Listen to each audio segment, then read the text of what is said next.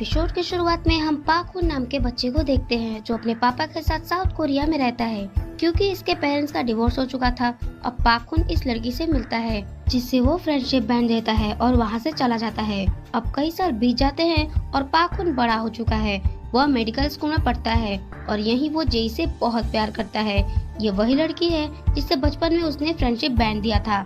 पाक उससे कहता है कि सभी की हार्ट बीट अलग होती है और उससे हक कर लेता है और कहता है पर हमारी हार्ट बीट सेम है क्योंकि हम एक दूसरे के लिए बने हैं। जेई पाक से कहती है आज रात उसके पापा उसको डिनर पर इनवाइट कर रहे हैं। यह सुनकर वह बहुत खुश हो जाता है। अब वह उससे मिलने के लिए तैयार हो रहा था, तभी उसके पापा उसे अपने साथ हॉस्पिटल चलने के लिए कहते हैं। यहाँ मरीजों की लंबी लाइन देखकर वह समझ जाता है कि आज उसे देर होने वाली है। यहाँ हमें पता चलता है कि पाक बिल्कुल अपने पिता की तरह एक डॉक्टर है। अब वह जेई के घर जाता है लेकिन उसे दरवाजा खुला मिलता है और घर के अंदर सारी चीजें इधर उधर बिखरी पड़ी थी। वह जेई को ढूंढने के लिए घर से बाहर निकलता है जहाँ जेई उसके पास दौड़ते हुए आती है और गले लग जाती है। अब उसे कुछ पुलिस वाले पकड़कर ले जा रहे थे और पाक कुछ भी नहीं कर पाता। अगले दिन पाक के डैड उसे बताते हैं कि जेई के फादर के कनेक्शन ऐसे लोगों से थे जो उनके देश के लिए खतरा है। फिर वह जेई को ढूंढने के लिए जाने लगता है पर उसके डैड उसे रोकते हैं तो वो कहता है कि इसमें उसकी कोई गलती नहीं है और वहाँ से जाने लगता है। जब वो गेट खोलता है तो बाहर पुलिस आई होती है। पुलिस पाक को एक रिसर्च सेंटर पर ले जाते हैं। इसका नाम जिनसू है। ये पाक को बताता है इस रिसर्च सेंटर में नॉर्थ कोरिया के लीडर को बेस्ट हेल्थ ट्रीटमेंट मिले इसलिए बनाया गया है। अगर कोई यहाँ एक बार आ जाता है तो वह वापस नहीं जा सकता वरना उसे मार दिया जाता है। जिनसू पाक को बताता है उन्हें इस शर्त पर जिंदा रखा गया था कि पाक बड़ा होकर इसके लिए काम करेगा। यहाँ लोगों पर एक्सपेरिमेंट होते हैं।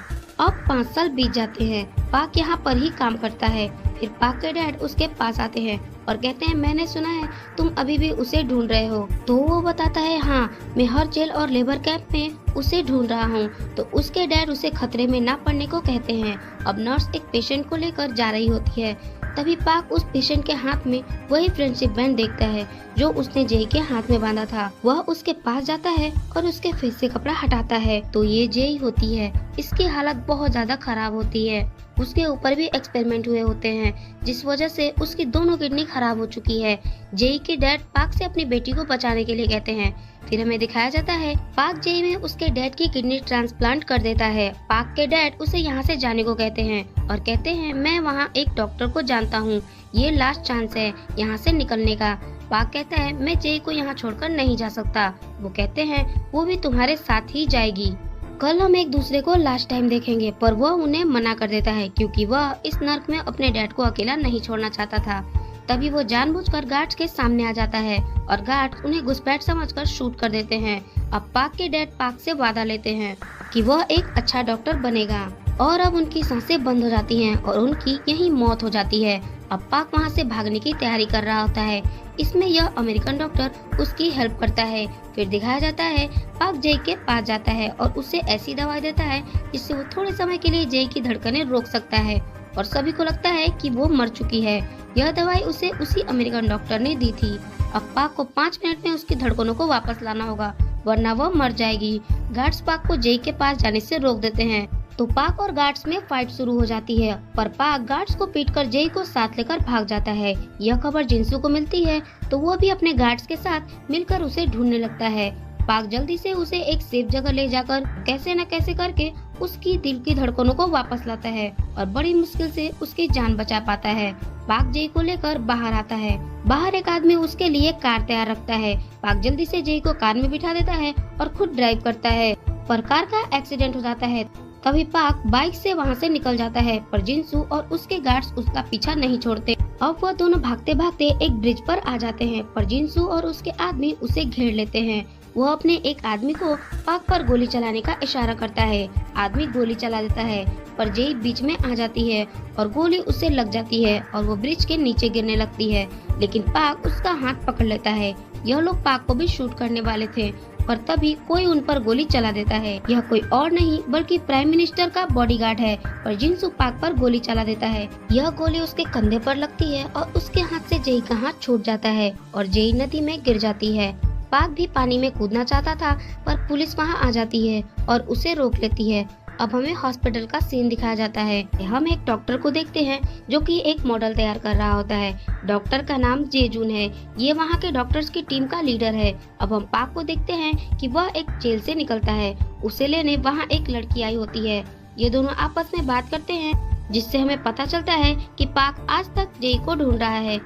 फिर उसे पार्क में एक छोटी बच्ची मिलती है।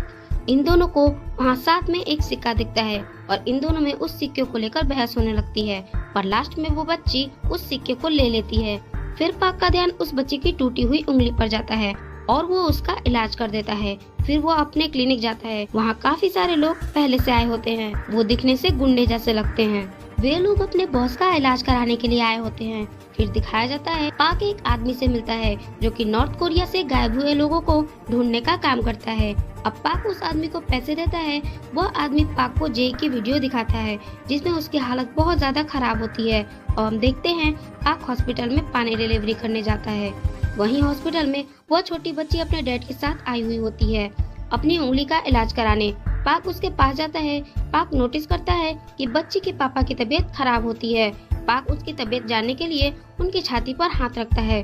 तभी वह उनका हाथ हटा देता है। उसी दिन एक बस का एक्सीडेंट हो जाता है और बहुत सारे लोग इमरजेंसी केस में आ जाते हैं और सारे डॉक्टर बिजी हो जाते हैं। तभी बच्ची के पापा की तबीयत बिगड़ने लगती है और उन्हें सांस लेने में तकलीफ हो रही थी।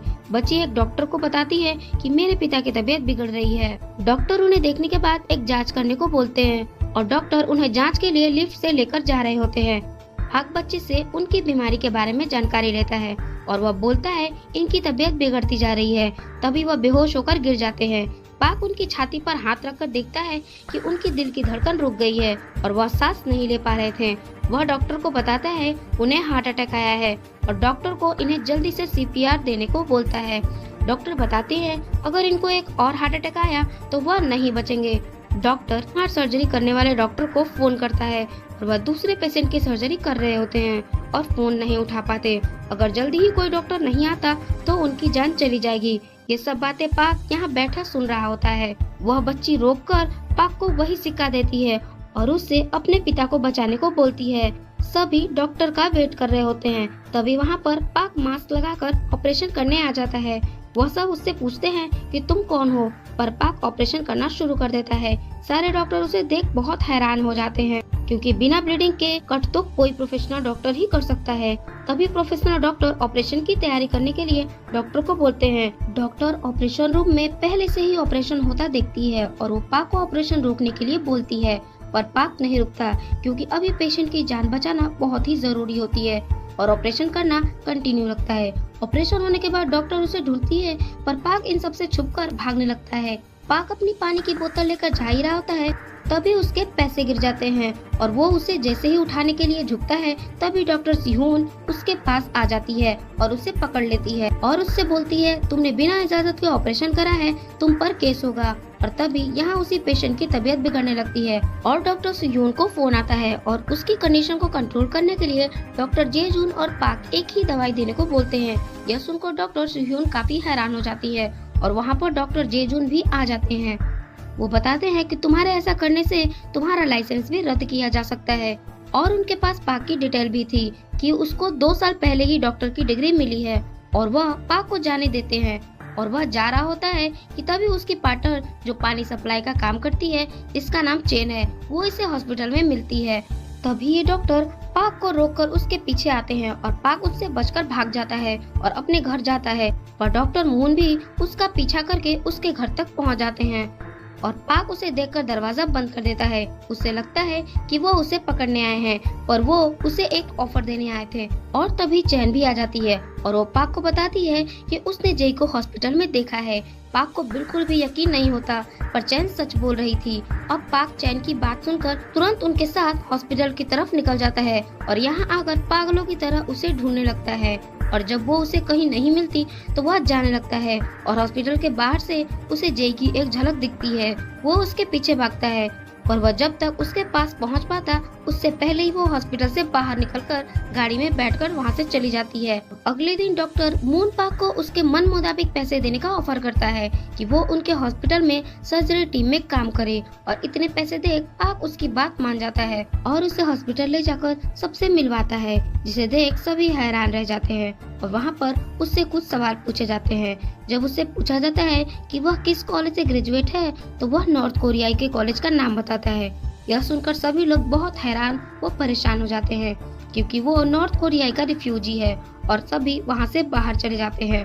और मून भी उसकी बेइज्जती करके उसे जाने को बोल देता है। फिर इस हॉस्पिटल के चीफ उसकी काबिलियत को देखकर मून को उसे अपनी टीम में शामिल करने को बोलते हैं, और दूसरे दिन मून पाक के पास जाकर उसे और ज्यादा पैसे देकर टीम ज्वाइन करने को बोलता है। वो हॉस्पिटल को ज्वाइन कर लेता है। तभी हमें दिखाया जाता है कि हॉस्पिटल में एक बूढ़ी औरत को लाया जाता है जिसे कैंसर है, जो सुह्यून की माँ थी। पर यह बात किसी को पता नहीं था, क्योंकि डॉक्टर सुह्यून की माँ उसे बचपन में ही छोड़कर चली गई थी। अब उस बूढ़ी औरत की सर्जरी करने को जे जून से बोला जाता है, पर वह यह कहकर मना कर देते हैं कि सर्जरी के दौरान उनकी मौत हो जाएगी। और पाक सुह्यून की माँ का फॉर्म देखता है तो उन्होंने बीमार होने से पहले डीएनआर साइन करा है। इसका मतलब है अगर उनकी धड़कन रुक जाए तो उन्हें सीपीआर ना दिया जाए, उन्हें मरने दिया जाए। रात को सुह्यून की माँ की तबीयत बहुत खराब होने लगती है, और सबके मना करने के बाद भी पाक उन्हें बचाना चाहता है और उन्हें सीपीआर देने लगता है, और उन्हें शॉक देकर उनकी धड़कन को वापस ले आता है। इसके बारे में सुह्यून को पता लगता है तो वह पाक पर बहुत ज्यादा नाराज होती है, क्योंकि वो बहुत दर्द सह रही थी और अब और दर्द वो नहीं चाहती थी। फिर उसने पूछा कि तुमने उनको क्यों बचाया। वो इस दर्द से मुक्ति चाहती थी। फिर पाक उस औरत के हाथ में वही रेड बैंड देखता है जो उसने जे को बचपन में दिया था। वह उसके पुराने रिकॉर्ड से उनके पुराने डॉक्टर के बारे में जानने की कोशिश करता है और कॉल भी करता है, पर उसे कुछ पता नहीं चल पाता। और पाक ठान लेता है कि वह उनकी सर्जरी करके उन्हें जरूर बचाने की कोशिश करेगा, क्योंकि वह उनसे उस रेड ब्रेसलेट के बारे में जानना चाहता था। और अब पाक पूरी रात प्रैक्टिस करता है। प्रैक्टिस के दौरान उसे यह एहसास हो जाता है कि यह सर्जरी करना बहुत ही मुश्किल है, और अगर उनकी सर्जरी की गई तो उनकी जान भी जा सकती है, और वह इस सर्जरी को नहीं करेगा। फिर सुह्यून उससे मिलने आती है और उसे अपनी माँ की सर्जरी करने को बोलती है, पर पाक बताता है कि सर्जरी के सक्सेसफुल होने का बहुत कम चांस है कि वह बच पाए, और वह ऑपरेशन करने को मना कर देता है, पर वह उसे वही सिक्का देकर उसकी माँ की सर्जरी करने को बोलती है। अब पाक इस बार उसको मना नहीं कर पाता है और सर्जरी करने को मान जाता है, पर इस हॉस्पिटल के चीफ उन्हें सख्त तरीके से यह सर्जरी करने को मना करते हैं, पर वह नहीं रुकता और सर्जरी करने लगता है। पाक उन्हें बचाने की पूरी कोशिश करता है और सुह्यून की माँ की जान को नहीं बचा पाता, और इस सर्जरी के दौरान उनकी मौत हो जाती है। सुह्यून बहुत रोती है। अब डॉक्टर जे जून पाक से सर्जरी फेल होने पर सवाल करता है, और पाक उनसे और सुह्यून से माफी मांगता है, और डॉक्टर जे जून उसकी बहुत बेइज्जती करता है। वो पाक से पूछता है कि जब तुम्हें पता था कि सर्जन के सक्सेसफुल होने के बहुत कम चांसेस है, तो फिर तुमने सर्जरी क्यों की। और गुड बाय।